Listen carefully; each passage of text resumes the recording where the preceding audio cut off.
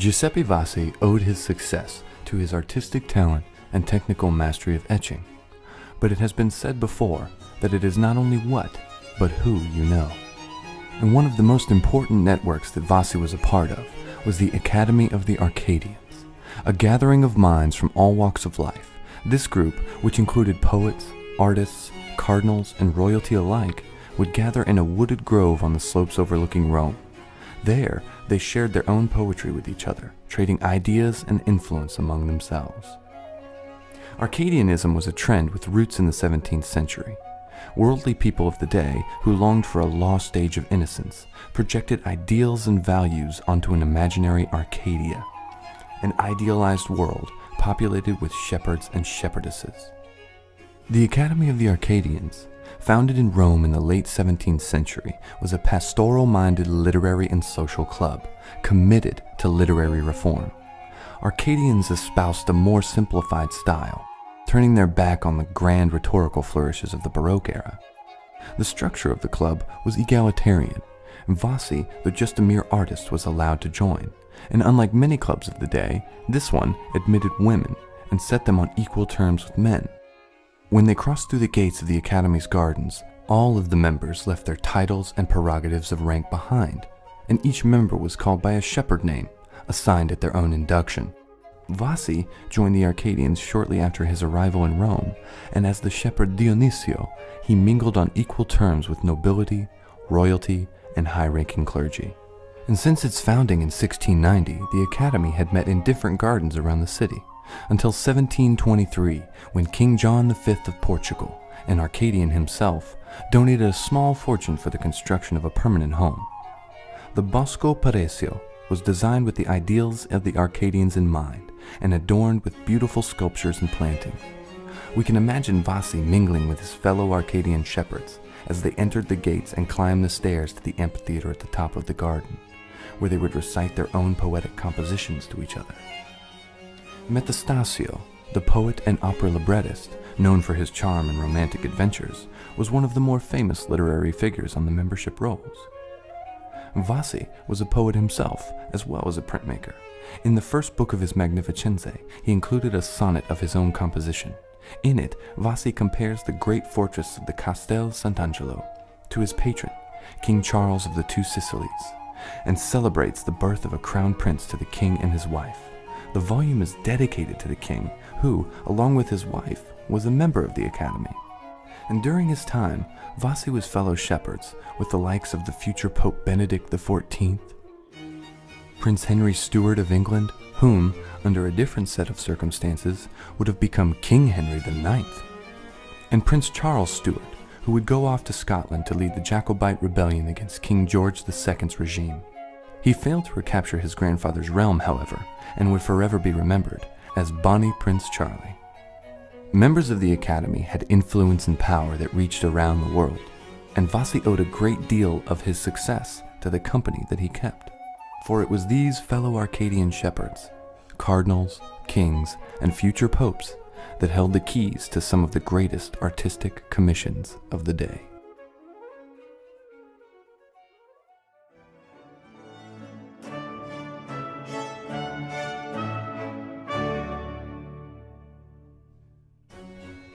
Rome is a city of layers, one epoch built atop another since antiquity. For millennia, Rome has inspired countless cartographers and artists to document the city, leaving behind rich images and valuable information that now give us a glimpse back at a city frozen in time.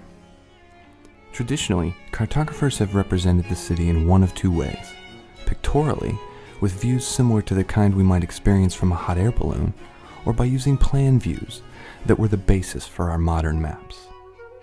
Pictorial representations of Rome flourished in the Middle Ages. They represented the city and its monuments according to tradition and folklore. In this example from 1469, Pietro del Massaio shows important buildings and features as pop-ups, whereas the bulk of the city's many houses and ordinary structures are hidden. Monuments seem toy-like. Notice the Colosseum, resembling a cartoon-like version of the great structure. Nearly a century later, Giovanni Maggi's etching of Rome reveals an increasing interest in detailed depictions and also providing more accurate information about the city. The plan view tradition, however, has more ancient foundations. Only fragments of this 3rd century map survive today, but it once showed the entire city of Rome, including temples, baths, markets, and private houses. Its discovery in the 16th century influenced a new generation of cartographers, such as Leonardo Buffalini, whose map was the first to create a plan view of the city since antiquity. The printing of this map clearly inspired contemporary artists, but Buffalini had few followers who could capture the precision that he had achieved. But when Giovanni Battista Noli published his Pianta Grande in 1748, the pictorial tradition was definitively eclipsed. Noli worked most of his life in Rome as a surveyor, cartographer, and architect, and La Pianta Grande di Roma literally means the Great Plan of Rome, and it's one of the most revealing and beautiful city plans ever created. The first truly accurate map of Rome, it captures the city at the height of its cultural and artistic achievements. And because Rome's historic center has changed very little over the last 250 years, Noli's map remains one of the most truthful renderings of the city even today. The Pianta Grande established a new paradigm for visualizing cities and introduced many innovations, one of which was the orientation of the map itself. Noli's map is oriented with north at the top, which is now standard for virtually all maps today. But before Noli's time, maps of Rome were traditionally oriented with east at the top. The map itself was exquisitely engraved on 12 copper plates, and when the prints from these plates are combined, the resulting image is as large as a Volkswagen. But despite the map's size, Noli shows almost microscopic detail. To appreciate his skill, let's compare part of the map to a more familiar object. Both the map and the coin are to scale, and when we pull back from the map, we can see the vastness of his efforts. And compare the 18th century map to a modern satellite image, and we can see that Noli was centuries ahead of his time. And there is strong evidence to suggest that Giuseppe Vassi used the Noli map when creating his views for the Magnificenze, and the Italian government used the map as its official reference until the 1970s. And when we recognize their attention to detail and accuracy, it's clear to see how these masterworks shaped the way we view our world today.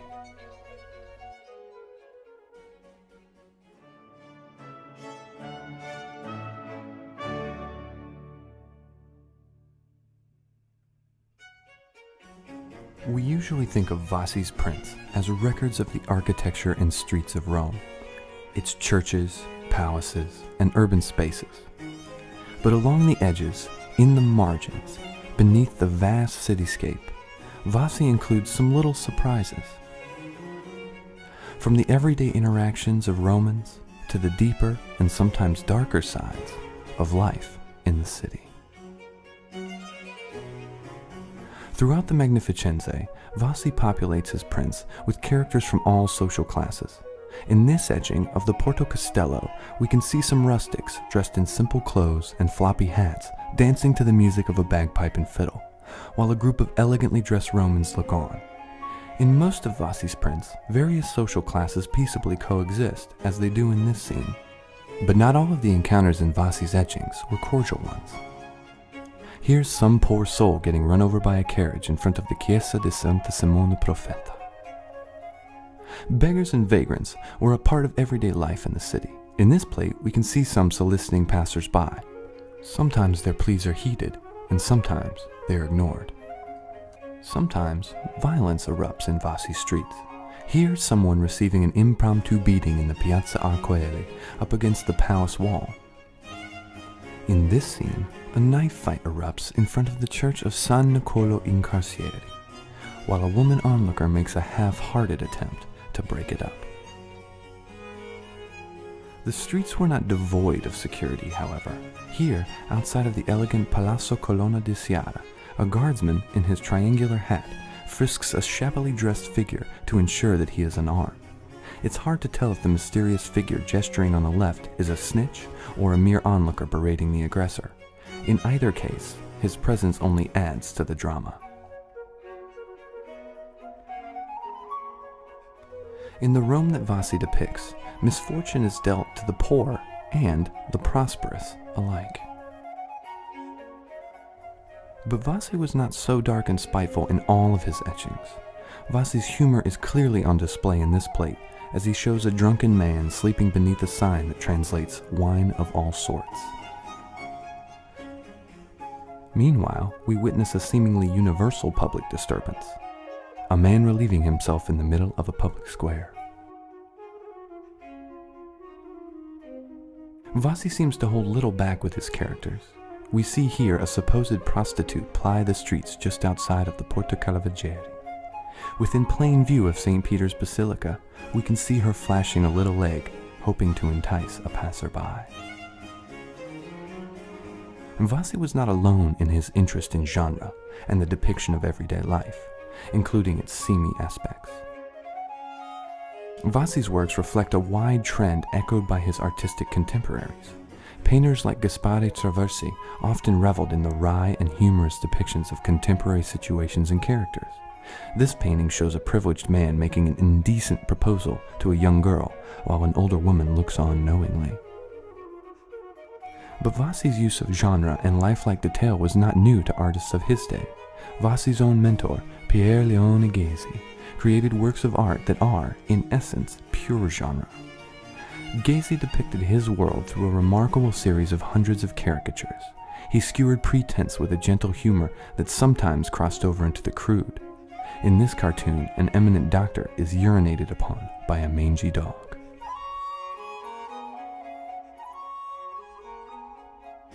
Among all of the different characters that Vassi added to his etchings, he could not help but add himself among the people of the streets.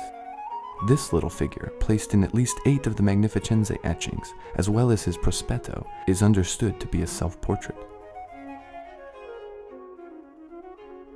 Urban artists like Vassi, Traversi, and Ghezzi teach us a lot about the society in which they lived. Their prints and sketches have become time capsules, allowing us to look back at the colorful characters that enlivened Rome's streets and these works of art as well. These perspectives show that you never know what you might find hidden in the margins.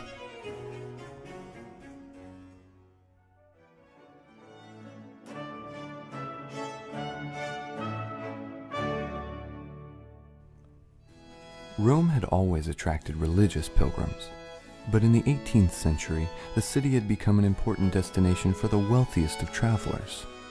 They came from all over Europe looking to connect their cultural roots.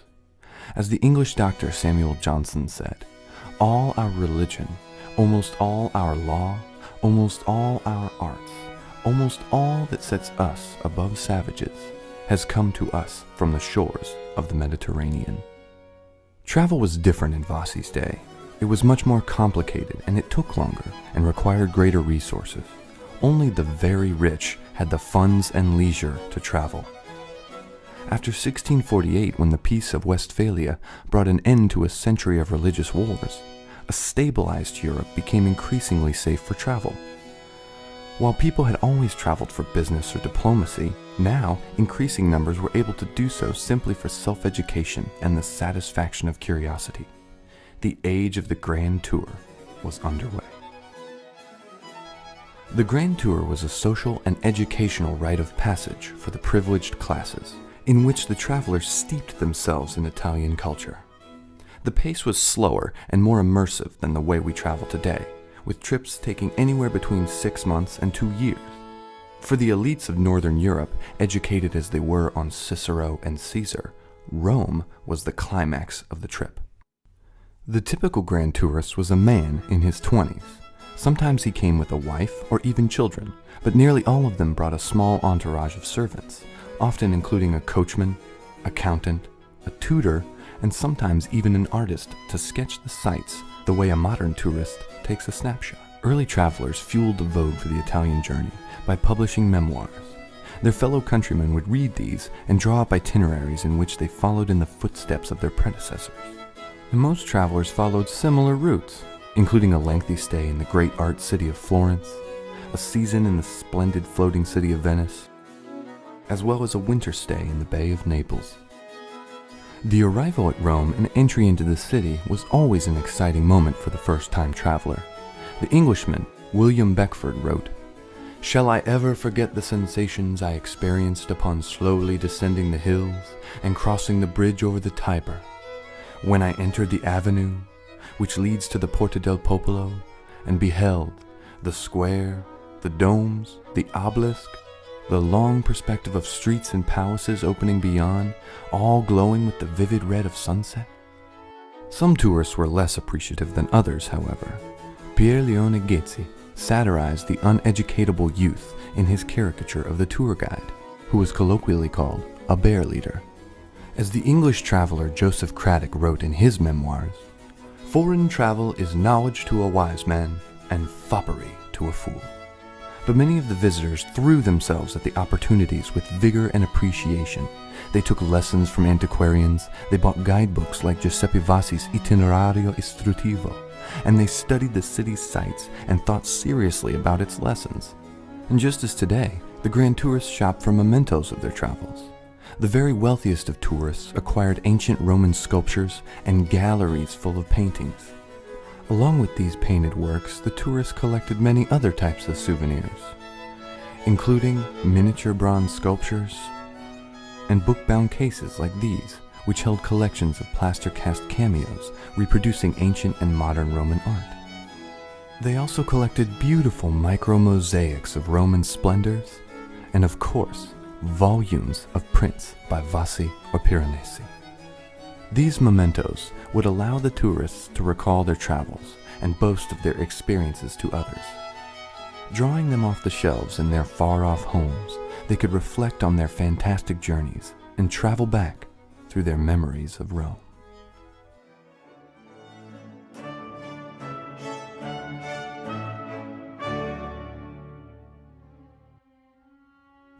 When Giuseppe Vassi died in 1782, his son and sole heir, Mariano, inherited his father's business.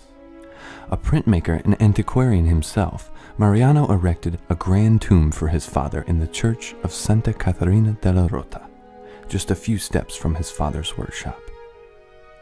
The tomb celebrates Giuseppe Vassi, but also pointedly mentions Mariano as Vassi's son and heir.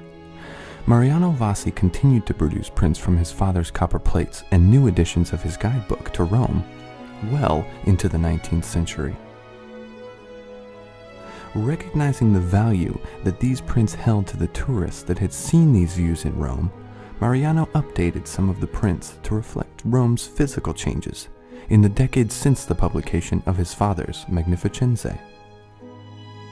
Here, we can see that Mariano updated this print of the Piazza di Spagna to include a new obelisk at the top of the Spanish steps, which had not appeared in his father's initial print. The obelisk erected at the Spanish steps is the same one that had sat beside the Lateran for a half a century. So Mariano removed it from the foreground of the Lateran print and rubbed out some old-fashioned Rococo carriages of his father's time, replacing them with more austere early 19th century versions. As a result, the prints more accurately reflect experiences of the latter-day visitor, but there is something more than carriages that are lost in these changes. We seem to lose Giuseppe's sense of composition when Mariano updates these prints. Now, Mariano seems to have been fairly respectful of his father's work, leaving his signature intact even when he added obelisks or made other changes. He passes the work off honestly as that of his father, but someone who remains a mystery changed some of the signatures on the copper plates after Mariano made his. The fraudulent printmaker signed them, Vassi e Piranesi. The unscrupulous signer must certainly have seen some commercial gain in the tourist market, where gullible customers may not have known how to tell the difference between a Vassi and a Piranesi. Piranesi, whose more sublime work anticipated the taste of the Romantic era, was more in demand among 19th century buyers, and his works commanded a higher price. Now, whether these changes were a result of Mariano going rogue in his old age, or one of his successors exploiting the connection between Vassi and Piranesi, we do not know for sure. The fraud has caused great confusion among scholars, but the purchase of over 100 copper plates by the Calcografia Nazionale in Rome has allowed scholars to study this mystery more closely. Physical evidence now tells us a story of fraud, mystery, and the connoisseurship of prints.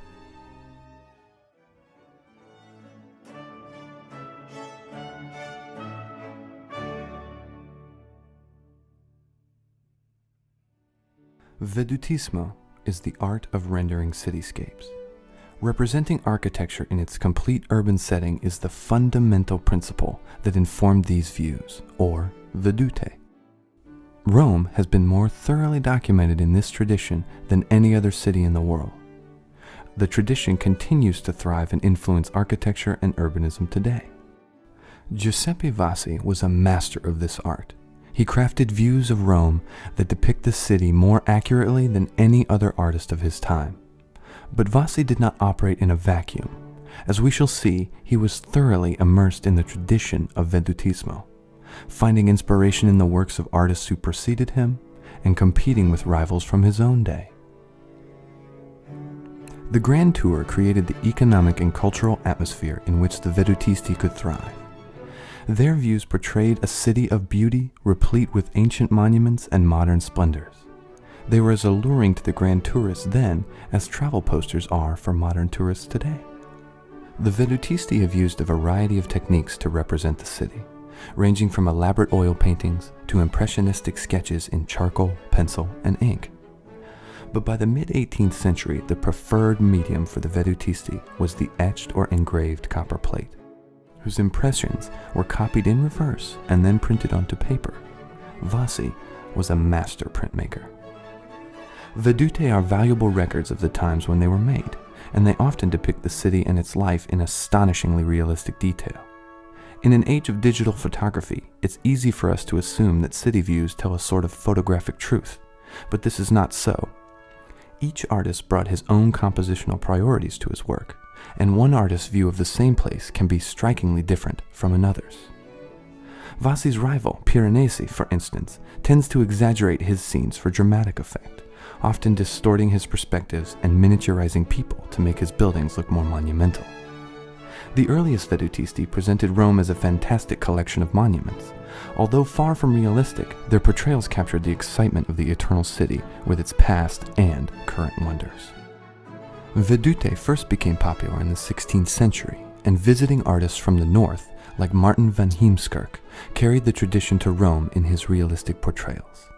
But by the end of the 17th century, perspective views were a well-established genre among Roman and visiting artists alike, thanks in large part to artists like Stefano Duperac and Israel Silvestri, each of whom made significant contributions to the Vedute tradition.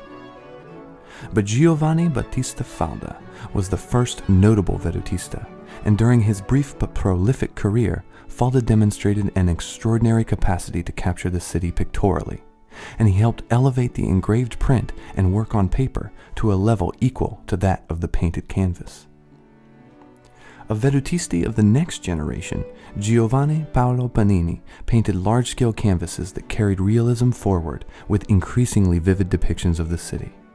Panini's two most famous canvases, Roma Antica and Roma Moderna, show important views of Rome as a collection of his paintings hung in imaginary salons, a kind of trophy room for the grand tourist, staged to also include a variety of sculptures and artifacts by ancient and modern artists. These paintings suggest that the Grand Tour might bestow similar benefits upon the fortunate traveler to Rome. Giuseppe Vassi's legacy as a master of the art of Vedutismo was firmly established by the publication of his 10-volume set, the Magnificenze di Roma Antica and Moderna. It is the most exhaustive document of Rome's 18th century architecture and urban treasures that exists. These are but a sampling of the 238 views that he created. While Vassi was interested in depicting Rome as it actually existed in his day, Giambattista Piranesi, his pupil, was more interested in Roman antiquity. After working briefly in Vassi's studio, Piranesi began to combine his painterly approach for light and shade with an unfailing eye for composition, creating some of the most hauntingly beautiful scenes of Rome ever produced. The Vedutismo tradition continues to influence artists from cities around the world. It's no surprise that the works of art created by these masters still set the bar by which we measure urban art of all media. With stunning detail and an eye for capturing urban beauty, the Vedutisti continue to inspire us today.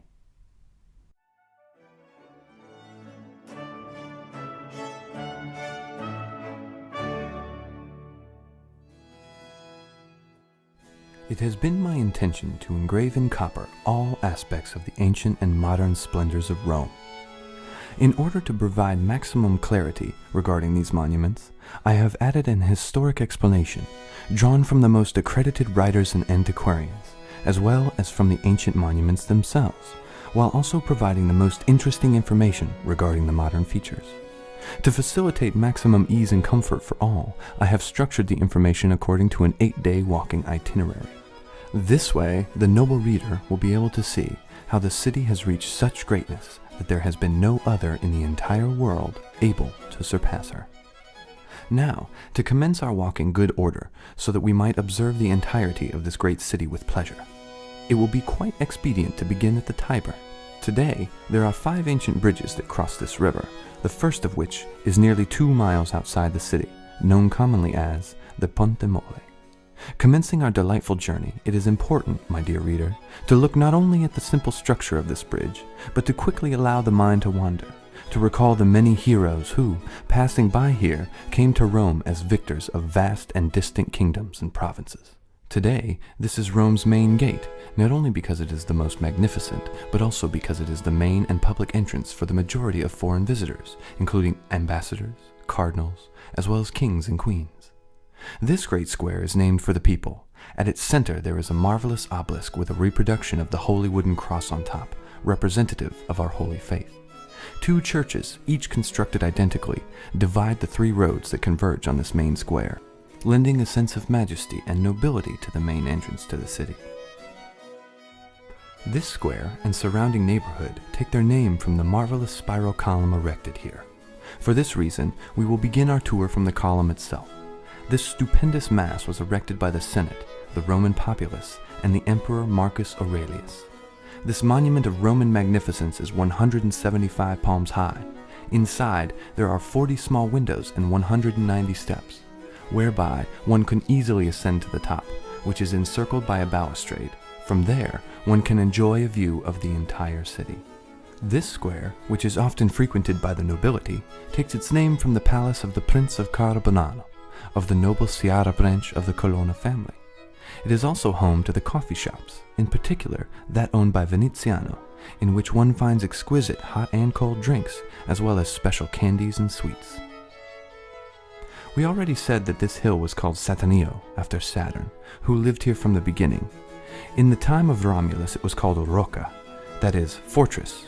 It's well true, however, as we shall soon discuss, that the fortress part was facing the Tiber.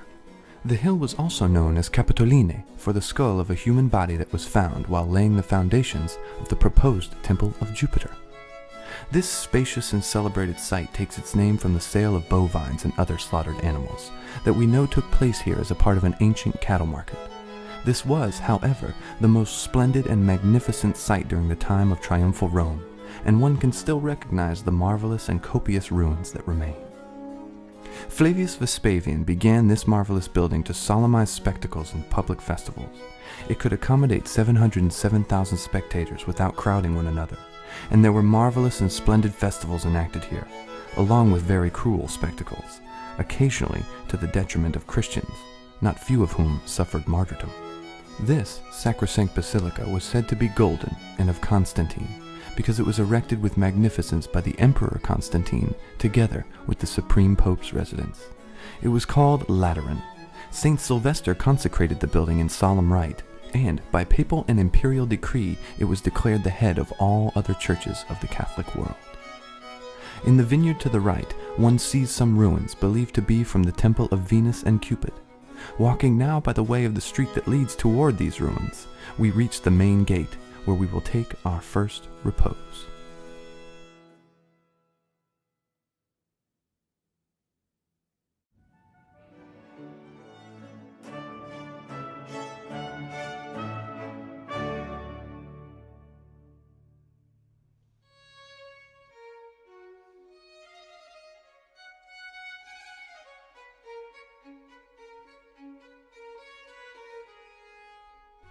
The Rome we know today looks much as it did in Vassi's time.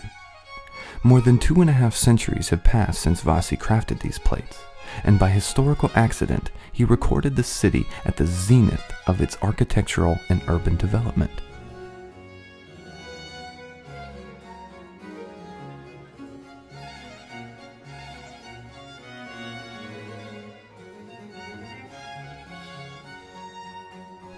With few exceptions, Rome's most significant monuments and sites from the post-classical era were more intact in Vassi's lifetime than they will ever be.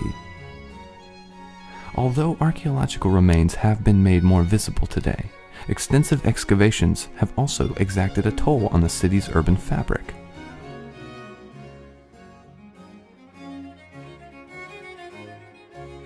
Urban infrastructure projects like river embankments and train stations have changed some of Rome's views since Vassi first etched them into copper. And yet of his 238 views from the Magnificenze, all but 20 sites are still recognizable today, and the overwhelming majority of views have all their principal features completely intact.